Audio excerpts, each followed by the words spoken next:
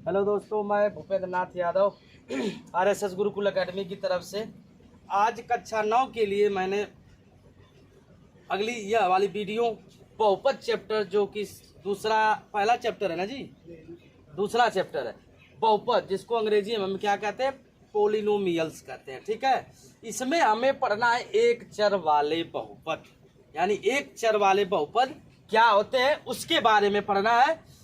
बहुपद क्या होता है ये जान लीजिए।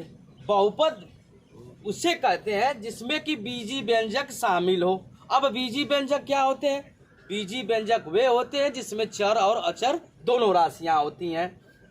अब इस प्रकार के अध्ययन में, यानी बहुपद के अध्ययन में हम क्या पढ़ेंगे? इसमें हम पढ़ेंगे टर्मिनोलॉजी पढ़ेंगे। क्या पढ़ेंगे? टर्मिनोलॉजी पढ़ेंगे।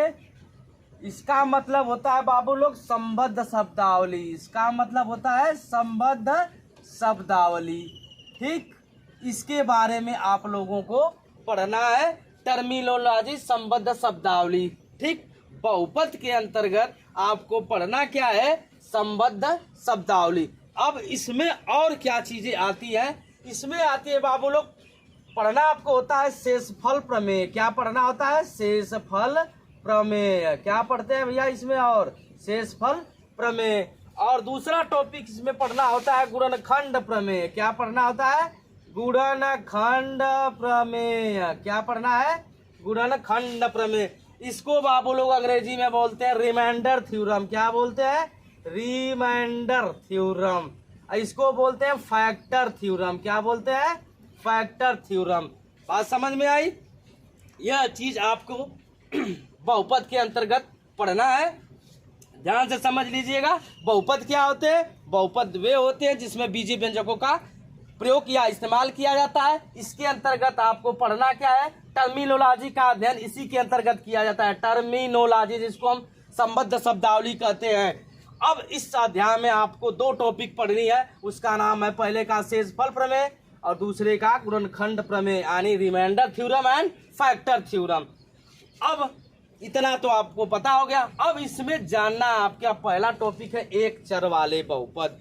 तो पहले बात यह जान लेना जरूरी है कि चर क्या होते हैं, अचर क्या होते हैं। तो चर होते हैं बेटा लोग, भारत का भविष्य लोग, कि वेरिएबल नंबर। क्या बोलते हैं उसको? Variable number. यानी इसका मान समय के साथ साथ, स्थिति के साथ साथ बदलता रहता है। यानी चर संख्याएं वह संख्याएं होती हैं जिसका मान समय के साथ, स्थिति के साथ बदलता रहता है, या किसी भी भाषा का कोई भी अक्षर हो सकता है। इसमें अक्षर आते हैं चाहे भाषा किसी भी प्रकार की हो, हिंदी हो, अंग्रेजी हो, उर्दू हो, फारसी हो, जापानीज हो, यानी कोई भी भाषा, किसी भी भाषा का अक्षर चर कहलाता है। अचर क्या होता है? अचर में संख्याएं होती है। पहले पिछले वीडियो में हम बता चुके हैं इसके बारे में। अब एक चर वाले बहुपद यानी वन वेरिएबल पोलिनोमियल्स क्या होते हैं, यह जान लेना बहुत ही आवश्यक है, क्योंकि चैप्टर का ही नाम बहुपद है। अब एक चर वाले बहुपद वह बहुपद जिसमें केवल एक ही चर हो। यक्स हो तो सिर्फ यक्स हो, ए हो तो सिर्फ ए हो, वाई हो तो सिर्फ वाई हो, क हो तो सिर्फ क हो, ख हो तो सिर्फ अकेला ख हो, अ हो तो सिर्फ अ, यानी किसी भी भाषा का कोई भी अक्षर सिर्फ एक ही हो। जैसे 4x - 3, यह एक चर वाले बहुपद है जिसमें चर एक ही है। क्या? वो भी यक्स। Like that. दूसरा 2y + 3, 2y + 3, यह दूसरा हो गया। अब आगे मान लो हिंदी में लिखते हैं तो 2 क -2, यह भी एक ही है, क। इस तरह के बीजी व्यंजक को हम एक चर वाले बहुपद कहते हैं। शायद आप लोग के जो प्रश्नावली है उसमें सवाल भी यही पहला पूछा है। 400-500 सवाल दे दिया, उसमें से आपको छांटना है कि एक चर वाले बहुपद कौन है, यानी जिसका केवल एक ही चर हो। तो आप लोगों को यह समझ में बिल्कुल आ गया होगा कि एक चर वाले बहुपद कैसे होते हैं। ठीक, अब बहुपद बहुत बड़ी चीज नहीं है, अब इसमें थोड़ा सा अगली वीडियो में हम आप लोगों को बताएंगे कि शेषफल प्रमेय क्या होता है और गुणनखंड प्रमेय क्या होता है। और कुछ पहले हम वीडियो डाले हैं इस तरह के सवालों को, उसको ध्यान से देख लीजिएगा। लेकिन बस थोड़ा सा यह समझ लीजिएगा बहुपद होते क्या होते क्या है। बहुधन पद, बहु का मतलब पतोहू वाला बहु नहीं, यह बहु का मतलब बहुत से है, पद का मतलब पदों की संख्या। जैसे आप पिछली कक्षाओं में आप पढ़ चुके होंगे, एक पदी, बहुपद, द्विपदी और त्रिपदी। इस तरह से इस तरह के बीजी व्यंजकों को हम बहुपद भी कहते हैं। पतोहू वाला बहुपद नहीं है भैया लोग, ठीक है। बहुपद अलजेब्रा का बीजगणित का सबसे इम्पोर्टेंट चैप्टर होता है। इसको बहुत अच्छे से पढ़ा जाता है। इसमें जोड़, घटाना, गुणा, भाग सब कुछ विद्यमान होता है, ठीक। अब एक चर वाले बहुपद के बारे में हमको आज तुम लोगों को बताएं कि एक चर वाले बहुपद क्या होते हैं। एक बार फिर से सुन लीजिए कि एक चर वाले बहुपद वे बहुपद होते हैं जिसमें चरों की संख्या सिर्फ, यानी एक चर जो होता है सिर्फ एक होता है। यक्स है तो सिर्फ यक्स, इस बहुपद में देखिए यक्स है, इसमें भी देखिए सिर्फ वाई है। लाइक दैट इस तरह भी से हो सकता है 5y² माइनस 5y माइनस 2। इस तरह से भी इसको हम क्या कहेंगे कि सर जी एक चर वाला बहुपद है। क्यों? क्योंकि इसमें सिर्फ वाई ही वाई है। अब लग रहा है आप लोगों को, हो सकता है कि अब समझ में आ गया होगा मेरे भारत के भविष्यों। अगर समझोगे नहीं, ठीक, तो आगे नहीं बढ़ोगे आगे नहीं बढ़ोगे तो वही बेरोजगारी के शिकार बनोगे।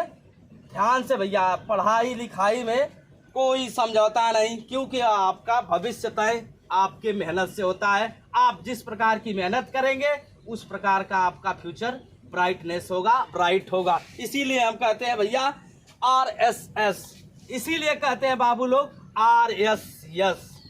इसका मतलब वो नहीं है, इसका यह मतलब है रेगुलर स्टडी देन सक्सेसफुल। यह थ्योरम है, यह सिस्टम है एजुकेशन का, सफलता प्राप्त करने का।